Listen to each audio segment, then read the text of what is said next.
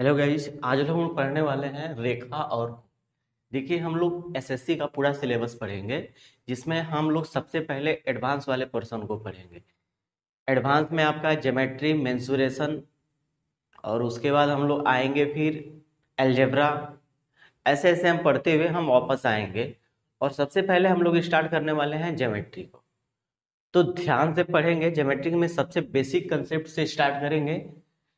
सबसे basic concept रेखा और कोण से स्टार्ट होगा। ज्योमेट्री का मेन शुरुआत यहीं से होती है। तो पहले हम लोग छोटे छोटे पॉइंट हैं उसको हम लोग जान लेते हैं कि ये सब क्या होता है। उसके बाद हम लोग धीरे धीरे हर एक पॉइंट को प्रूव करते हुए चलेंगे। चाहे कोई भी पॉइंट हो, बिना प्रूव किए हुए हम लोग आगे नहीं बढ़ेंगे। तो आप लोग मेरे साथ बने रहें, हम लोग स्टार्ट करते हैं, ठीक है। रेखा और कोण। आपको पता है कि रेखा और कोण किसे कहते हैं। देखिए, सबसे बड़ी बात आती है इसमें छोटे। ज्योमेट्री जो है, सर्वप्रथम इसका यूज जो किया गया था भूमि मापन के लिए। जैसे बहुत सारे आकृति हैं, जैसे स्क्वायर हो गया, रेक्टेंगल हो गया, सर्किल हो गया, इससे बहुत सारे ट्रेंगल हो गए। ये सब सारी जितनी भी सारी आकृति हैं, इनके मापन के लिए हमें ज्योमेट्री की आवश्यकता होगी। बिना ज्यामिति के हम इन सभी आकृतियों की माप नहीं कर पाएंगे। यदि आपसे बोला जाए कि इस मार्कर की माप आपको निकालना है, तो आप कैसे निकालेंगे? बिना ज्यामिति का संभव है? तो हमें ज्यामिति का यूज करना ही पड़ेगा इसकी डायमेंशन निकालने के लिए। तो आपसे पूछा जाएगा, एक छोटा सा क्वेश्चन होगा कि ज्यामिति में सबसे छोटी आकृति क्या होगी। तो सबसे छोटी आकृति क्या होती है? तो बिंदु होती है। आज हम लोग उस आकृति से ही स्टार्ट करते हैं ज्योमेट्री को, ठीक है। चलिए, पहला पॉइंट हमारा बिंदु है। आपके दिमाग में आया होगा कि बिंदु किसे कहेंगे।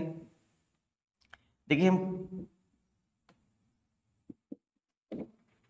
बिंदु है क्या? बिंदु तो ही है ना, है ना। ऐसे डॉट कर दिया, ये हमारा क्या कहलाएगा? बिंदु कहलाएगा। तो बिंदु का डिफिनेशन ध्यान से सुनिएगा कि वैसी आकृति जिसकी लंबाई, चौड़ाई, मोटाई तीनों ना हो, वो आकृति क्या कहलाती है?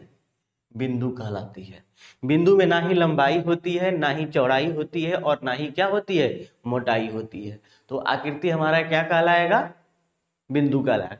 अब देख लीजिए ना, इसमें कोई चौड़ाई है? कुछ बड़ा ही नहीं, ना ही ऊपर की तरफ गया, ना ही नीचे, जिसकी कुछ भी मतलब डायमेंशन है ही नहीं है। वैसी आकृति जिसकी लंबाई, चौड़ाई, मोटाई में से कोई भी ना हो, वो क्या कहलाती है? बिंदु कहलाती है, ठीक है। अब हम लोग बात करते हैं रेखा। चलिए, आइए, रेखा किसे कहेंगे? रेखा। देखिए, आपके दिमाग में आता होगा कि बिंदु तो हो गया, बट रेखा।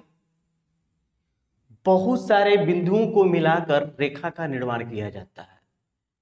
बहुत सारे बिंदु मिलकर क्या करते हैं? रेखा का निर्माण करते हैं। रेखा का कोई भी अंत बिंदु नहीं होता है। बात समझ में आया? बहुत सारे बिंदु क्या करते हैं? मिलकर एक रेखा का निर्माण करते हैं। और इस रेखा का कोई भी अंत बिंदु नहीं होता है। मतलब हम इसको इधर भी बढ़ा सकते हैं और इसको हम इधर भी बढ़ा सकते हैं। मतलब ये दोनों डायरेक्शन में आगे तक बढ़ाया जा सकता है। तो हम कह सकते हैं कि वैसी आकृति जिसको दोनों साइड हम क्या करें? बढ़ा सके, या जिसका कोई भी अंत बिंदु ना हो, वो क्या कहलाता है? रेखा कहलाता है। रेखा बहुत सारे बिंदुओं से मिलकर बनी होती है। जिसका कोई भी अंत बिंदु नहीं होता है, उसे दोनों तरफ अनंत बिंदु तक क्या करते हैं? बढ़ा सकते हैं। क्लियर बात हो गया? चलिए, अब आपके दिमाग में ये आता होगा कि रेखा, देखिए छोटा छोटा पॉइंट है। जब तक हम इसे क्लियर नहीं कर पाएंगे ना, तब तक हम आगे बढ़ ही नहीं पाएंगे। बात को समझिए। अगर इसको डिनोट करने के लिए बोला जाए, तो रेखा को डिनोट करने के लिए आपको कुछ नहीं करना हो। मैं आपसे बोल दूं कि ये ए बी है ना, ये तो ये हमारा रेखा का डिनोट हो गया। ये ए बी था। अब हम बात करते हैं रेखाखंड। रेखाखंड।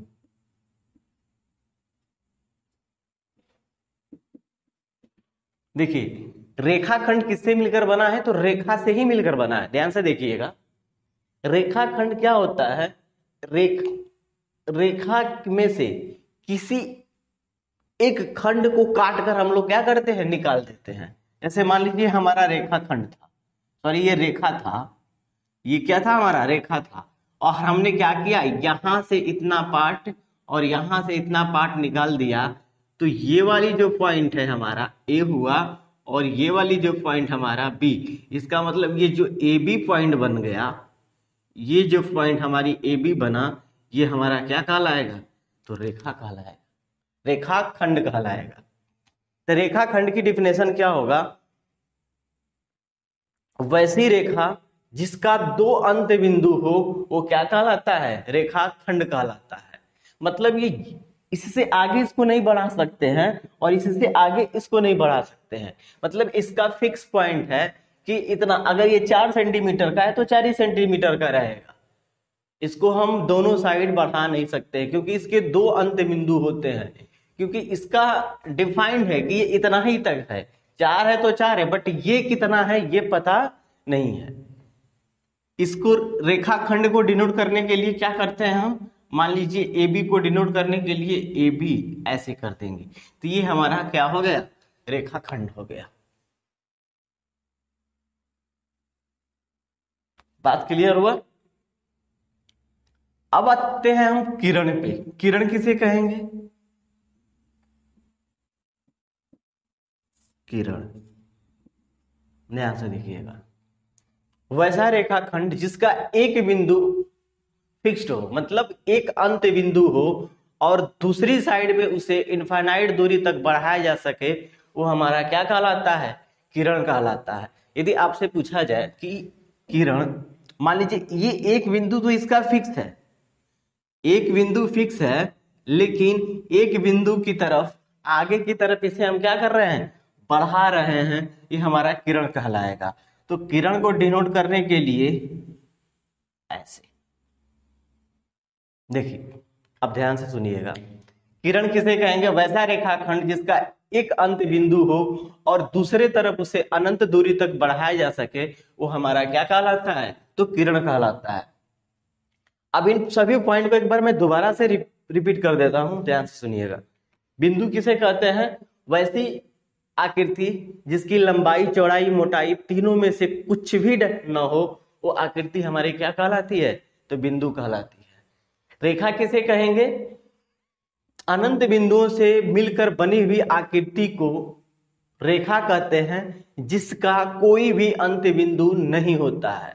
कोई भी क्या होता है? अंत बिंदु नहीं होता है। रेखाखंड किसे कहेंगे? वैसी रेखा जिसका दो अंत बिंदु हो, उसे हम क्या कहते हैं? रेखाखंड कहते हैं। बात करते हैं किरण की। किरण क्या होता है?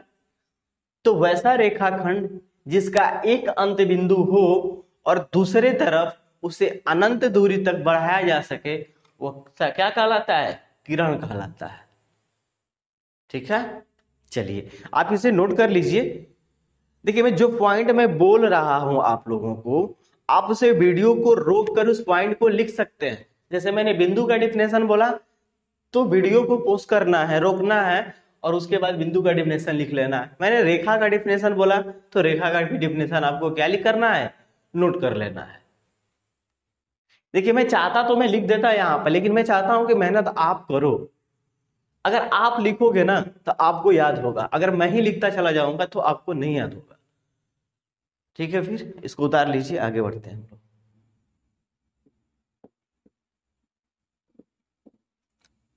संरेख बिंदु,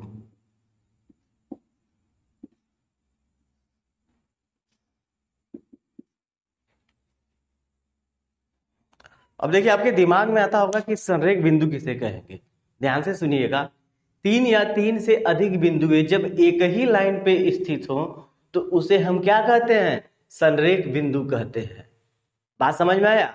3 या 3 से अधिक बिंदु जब एक ही लाइन पे स्थित हो, एक लाइन आपको ड्रा करना है। चलिए, मैंने एक लाइन ड्रा कर दी है। ठीक, ये लाइन है, कह रहा है कि 3 या 3 से अधिक बिंदु, तो मैंने कर दिया है कि एक बिंदु, 2, 3। A B C D E F. देखिए 3 या 3 से अधिक बिंदु है ना, 3 या 3 से अधिक बिंदु जब एक ही लाइन पर स्थित हो तो वह बिंदु क्या कहलाता है? संरेख बिंदु कहलाता है। अगर आप इसको, अगर हम पढ़ेंगे, जब आपको कोऑर्डिनेट ज्योमेट्री पढ़ाएंगे हम, तो संरेख बिंदु का मतलब क्या होता है कि इसका एरिया क्या हो जाए? 0 हो जाए। आप देख लीजिए ना, एक ही लाइन पे स्थित है तो कोई भी तो आकृति नहीं बनाएगी ना, ट्रेंगल तो बना ही नहीं। जब ट्रेंगल का एरिया 0 हो जाता है तो उसी को संरेख कोलिनियर बोला जाता है। तो ये आपको कोऑर्डिनेट ज्योमेट्री में पढ़ाएंगे हम। अभी बस इतना समझ लीजिए कि कोई 3 या 3 से अधिक बिंदु यदि एक ही लाइन पर स्थित है तो वह बिंदु क्या कहलाता है? संरेख बिंदु कहलाता है। चलिए अब हम बात कर लेते हैं समपाती रेखा।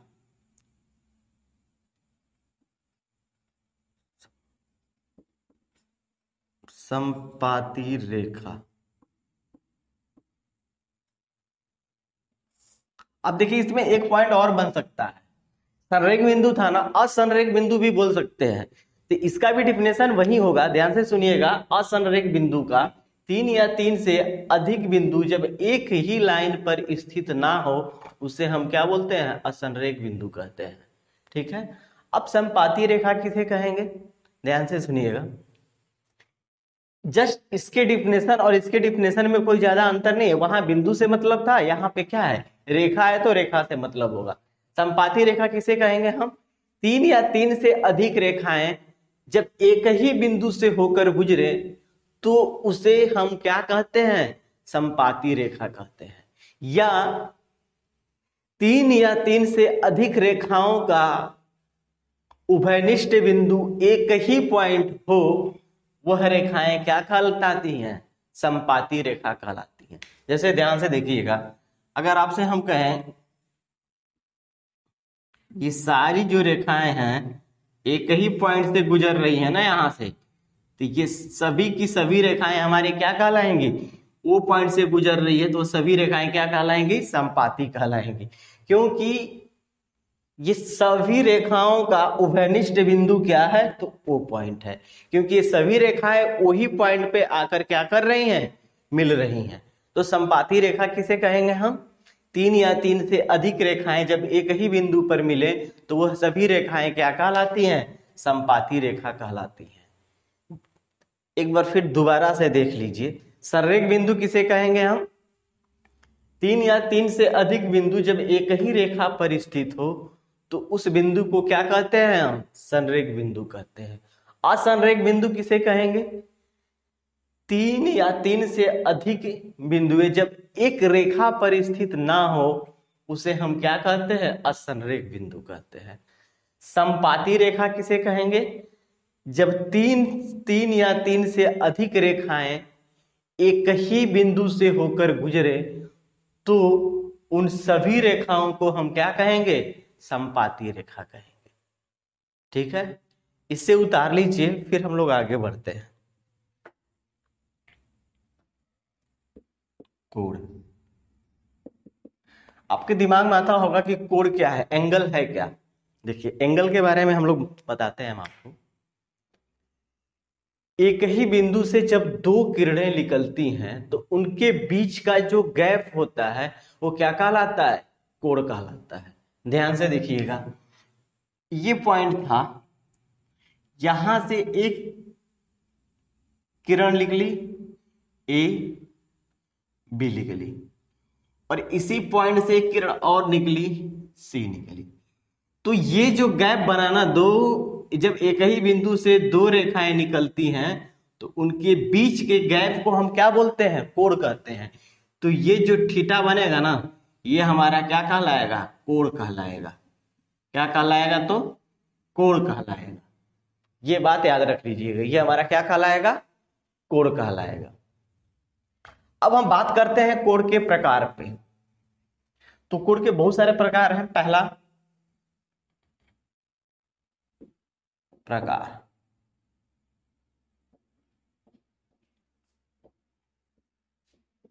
कोण के प्रकार। तो पहला क्या होगा हमारा, न्यून कोण।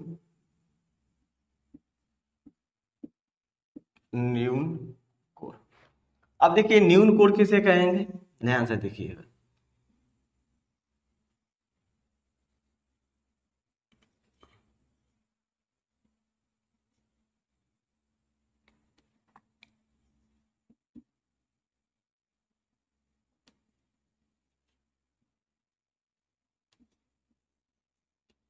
वैसा कोण जिसका मान 90 से क्या हो, छोटा हो, मतलब 0 से बड़ा हो बट 90 से क्या हो, छोटा हो, वो क्या कहलाता है, न्यून कोण कहलाता है। 0 से क्या होना चाहिए, बड़ा,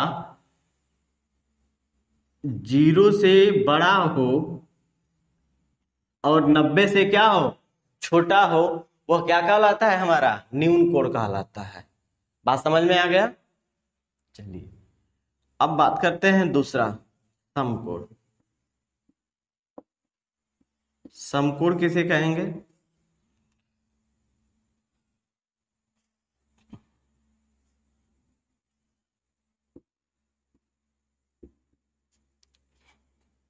यहां थीटा बराबर क्या होना चाहिए, 90 डिग्री होना चाहिए। मतलब वैसा कोण जिसका मान क्या हो, 90 डिग्री हो, वो क्या कहलाएगा, हमारा समकोण कहलाएगा। अब तीसरा नंबर आता है अधिक कोण।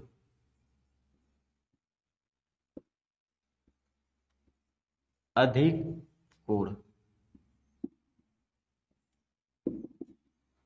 अधिक कोण किसे कहेंगे, एक्यूट एंगल, राइट एंगल और एब्ट्यूस एंगल। आप इंग्लिश लिख लीजिएगा, मैं नहीं लिख रहा हूं। तो अधिक कोण किसे कहेंगे, वैसा कोण जिसका मान 90 से तो अधिक हो बट 180 से क्या हो, कम हो, वो क्या कहलाता है, अधिक कोण कहलाता है।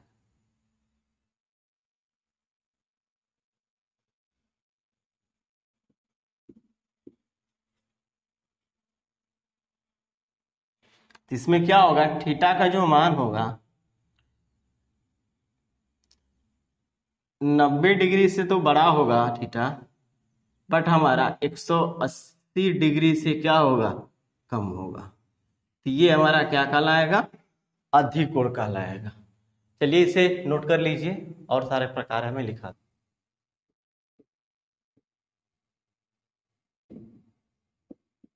सरल कोण या रिजु कोण भी बोला जाता है इसे, या रिजु,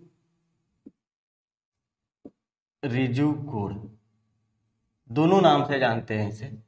सरल कोण क्या होता है, वैसा कोण जिसका मान 180 डिग्री हो, वो क्या कहलाता है, सरल कोण कहलाता है।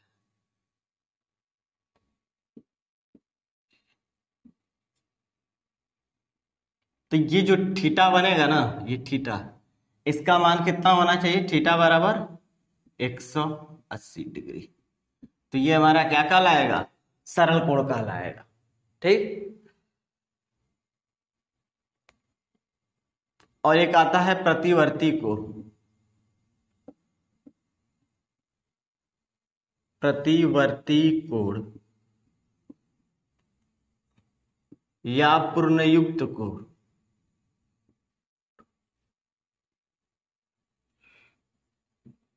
पूर्णयुक्त कोण, देखिए बात करते हैं प्रतिवर्ती कोण या पूर्णयुक्त कोण। ध्यान से देखिएगा, अगर ये मेरा कोण बना तो ये जो बाहर वाला जो एंगल होता है हमारा, ये थीटा, ये ए है, ये पॉइंट है बी, ये पॉइंट है सी। तो ये जो बाहर वाला एंगल बनेगा ना, वो हमारा क्या करता है, प्रतिवर्ती कोण कहलाता है। तो इसमें जो थीटा का मान होगा 180 डिग्री से बड़ा होना चाहिए बट 360 डिग्री से क्या होना चाहिए, छोटा होना चाहिए।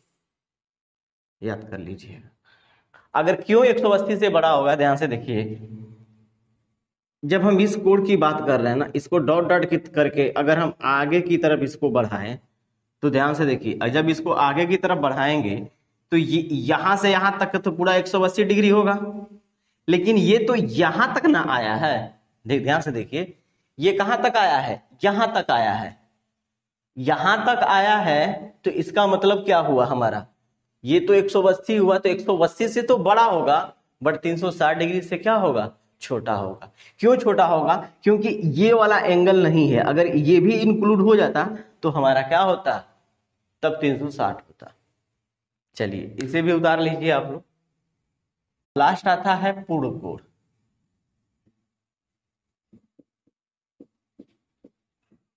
इसको इंग्लिश में कहते हैं कंप्लीट एंगल। कंप्लीट एंगल, देखिए कंप्लीट एंगल क्या होता है। अगर मान लीजिए, अगर ये हमारा कोण है,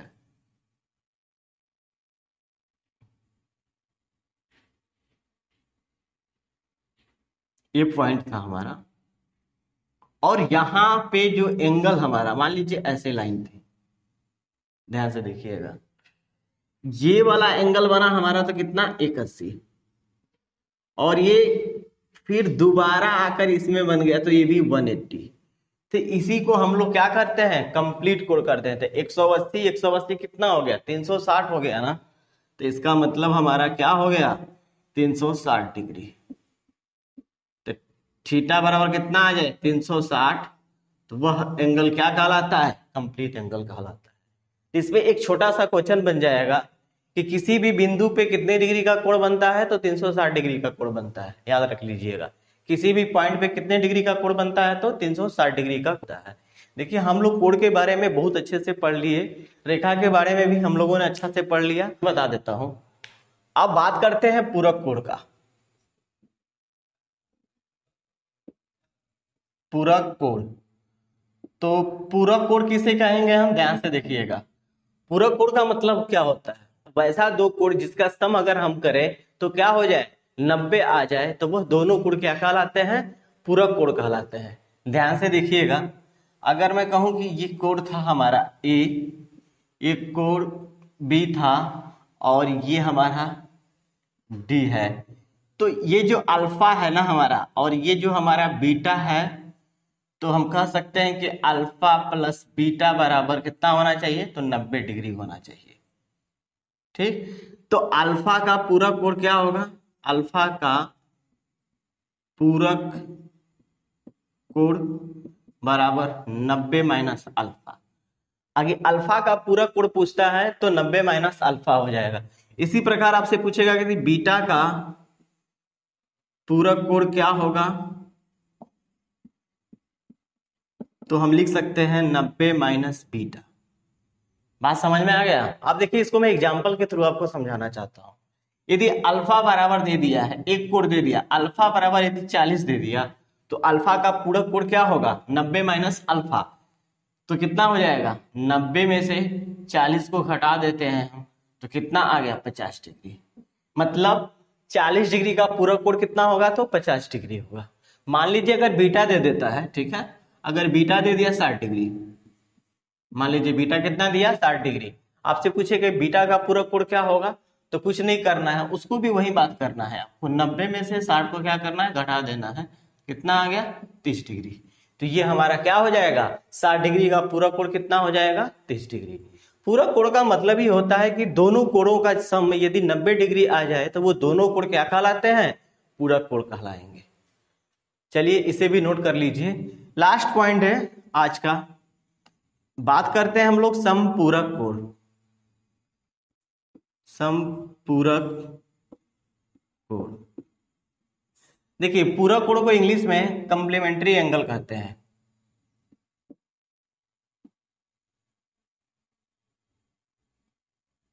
मेंट्री एंगल, और इसको सप्लीमेंट्री एंगल कहते हैं।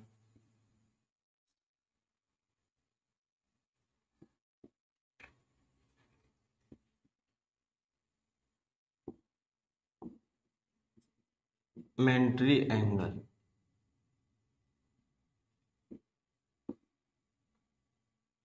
ट्रायंगल, ठीक है।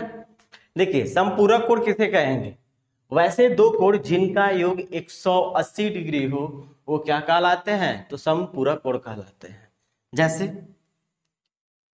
एक एक लाइन है, ये ए है, ये हमारी बी लाइन है, और ये सी है और ये पॉइंट क्या है, डी है। ये वाला जो एंगल बना अल्फा और ये वाला जो एंगल बना बीटा, तो अल्फा प्लस बीटा कितना होना चाहिए, अल्फा प्लस बीटा बराबर कितना होना चाहिए, 180 डिग्री। अगर ऐसा है तो ये दोनों कोण क्या कहलाएंगे, हमारे समपूरक कोण कहलाएंगे, अन्यथा समपूरक कोण नहीं होंगे। तो हम बात करते हैं कि अल्फा प्लस बीटा 180 डिग्री आ गया। मान लीजिए यदि अल्फा का समपूरक कोण क्या होगा, समपूरक कोण बराबर हम लिख सकते हैं 180 माइनस अल्फा। इसी तरह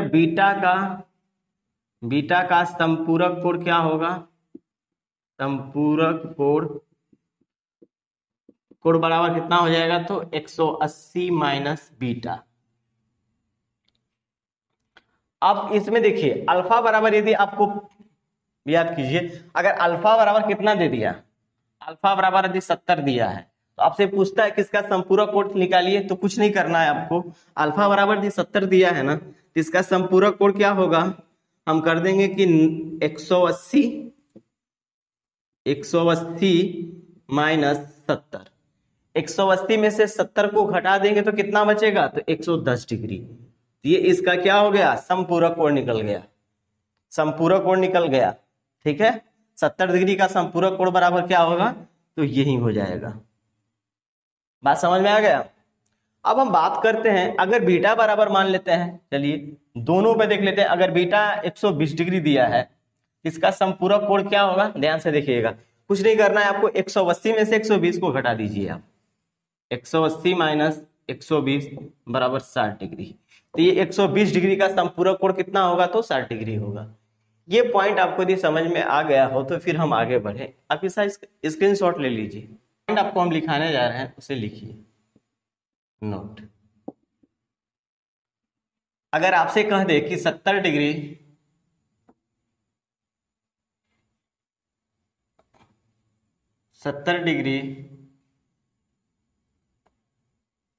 40 मिनट 50 सेकेंड का पूरक कोण क्या होगा, पूरक कोण क्या होगा, यह आपका क्वेश्चन है। ठीक है, आप इसको ध्यान से देखना है कि 70 डिग्री 40 मिनट और 50 सेकेंड का पूरक कोण क्या होगा।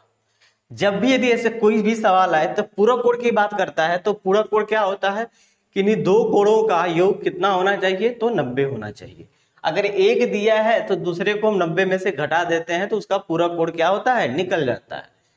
तो ऐसे कोण के लिए आपको एक चीज हमेशा माइंड में याद रखना है, 90 डिग्री को आप क्या लिख सकते हैं, देखिए तो मैं 90 डिग्री को लिख सकता हूं। 90 डिग्री में से देखिए ये मिनट और सेकेंड वाले की बात आ गई। अब तो हमें क्या करना है, हमको एंगल भी मिनट, डिग्री, मिनट और सेकेंड में ही रखना होगा। आप सोचें कि डायरेक्ट मैं 70 को 90 में से घटा दूं तो गलत हो जाएगा। फिर ये जो मिनट है, वो जो डिग्री है, जो सेकेंड है, वो सब का कोई मतलब ही नहीं रह जाएगा। तो पहले हमको भी 90 को क्या करना है, डिग्री, मिनट और सेकेंड में कन्वर्ट करना है। तो ध्यान से देखें, 90 को हम लिख सकते हैं 89 डिग्री, एक कम कर देना है बस, 89 डिग्री एक कम कर दिए तो 1 डिग्री बचा। 1 डिग्री हम 90 में से 1 डिग्री कम कर दिए। अब एक ही डिग्री को हमको क्या करना है, मिनट और सेकेंड में कन्वर्ट करना है। हम जानते हैं कि 60 मिनट बराबर 1 डिग्री होगा। तो यहाँ पे ध्यान से देखिएगा, तो हमको 60 अगर आप मिनट लिखते हो, चूंकि हम यहाँ पे जानते हैं कि 60 मिनट बराबर 1 डिग्री। ठीक है, तो हम इसको डिग्री और मिनट में भी कन्वर्ट करना है। तो आप सोचिए कि अब हम ये भी जानते हैं कि 60 सेकेंड बराबर 1 मिनट, ये भी होता है। ठीक है, तो अब हम 60 मिनट जो था ना, इसको भी कम कर देंगे। 60 मिनट में एक क्या करेंगे, हम कम करेंगे, तो कितना हो जाएगा, 59 मिनट। 59 मिनट बच गया यहाँ पे क्या चीज, 60 सेकेंड। ये बात आपको समझ में आया या नहीं आया? मैं दोबारा रिपीट करता हूं, ध्यान से देखिएगा। जब भी ऐसा क्वेश्चन दे तो हम उसको डिग्री, मिनट और सेकंड में कन्वर्ट कर देंगे। 90 डिग्री था तो एक कम कर दिए तो 89 डिग्री हो गया। अब हम एक कम कर दिए तो एक डिग्री को हमको क्या करना है, मिनट और सेकंड में कन्वर्ट करना है। तो एक डिग्री को हम 60 मिनट लिखते हैं। एक डिग्री को क्या लिखते हैं हम, 60 मिनट। अगर यहाँ पे मैं 60 मिनट था उसको मैंने 59 मिनट लिखा, 60 मिनट को मैंने क्या लिखा, 59 मिनट लिखा। हम ये भी जानते हैं कि 60 सेकंड बराबर क्या होता है, 1 मिनट। तो देखिए ये 60 सेकंड बराबर 1 मिनट, तो 1 मिनट इसमें आके इंक्लूड हो जाएगा तो 60 मिनट हो गया ना, 60 मिनट हो गया ना। और 60 मिनट हो गया, 60 मिनट बराबर कितना, 1 डिग्री। इसलिए 60, 1 डिग्री को इसमें जोड़ देंगे तो कितना हो जाएगा, 90 हो जाएगा। तो ऐसे सवालों को हल करने के लिए 70 डिग्री, 70 डिग्री 40 मिनट 50 सेकंड का पूरक कोण, कोई भी एंगल देगा तो आपको ऐसे ही करना है, ठीक। पूरक कोण बराबर कितना होगा, तो यहाँ पे लिखेंगे हम, देखिए एंगल वाले को एंगल के साथ, डिग्री वाले को डिग्री के साथ, तो 89 माइनस कितना होगा, 70, ठीक। और मिनट वाले को मिनट के साथ, तो मिनट हमारा कितना दिया है, 59, ये डिग्री था, 59 माइनस 40 मिनट। अब सेकंड वाले को सेकंड के साथ, तो 60 को 50 के साथ, 60 माइनस 50। अब इसको हम लिख सकते हैं, ध्यान से देखिएगा,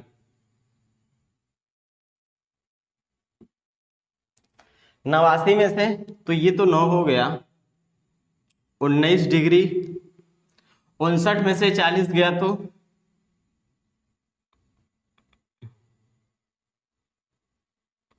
19 सेकेंड, 60 में से 50 गया तो 10 सेकेंड। तो क्या हो गया, इतना का 40 डिग्री, 70 डिग्री 40 मिनट 50 सेकेंड का पूरक कोण क्या होगा, तो 19 डिग्री 19 मिनट 10 सेकेंड।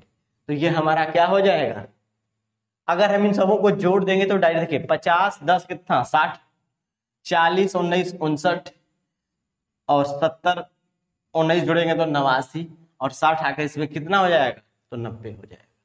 तो ऐसे हम प्रॉब्लम को सोल्व आउट करेंगे।